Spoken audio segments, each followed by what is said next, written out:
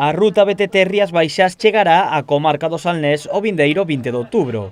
A competición, que percorre cada ano unha subzona da denominación de orixe, celebrará a súa cuarta edición no concello de Meis.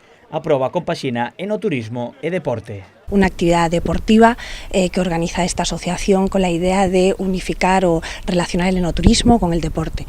Nosotros creemos que el enoturismo combina con todo y entendemos que dar la oportunidad de organizar una prueba deportiva en el que los deportistas puedan disfrutar de ese territorio vitivinícola y puedan combinar deporte y enoturismo a la vez. Os participantes da proba partirán do concello de Meis e percorrerán diferentes adegas e zonas de interese como o Mosteiro da Armenteira ou o Monte de Castrove.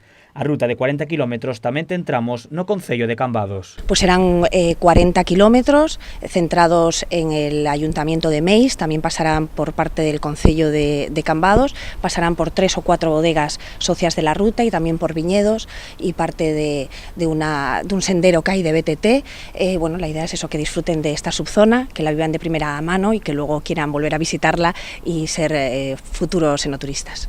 A participación máxima é de 250 competidores. A inscripción xa está aberta e pode facerse a través da web btt.rutavinoriasbaixas.com. El coste de la inscripción es 10 euros para federados y 20 euros para no federados, que incluye el seguro, y todos los participantes tendrán unos regalos muy interesantes, una camiseta técnica y una botella de Rías Baixas de bodegas asociadas a la ruta do Viño Rías Baixas. Nas 3 edicións anteriores cubriuse toda a inscripción.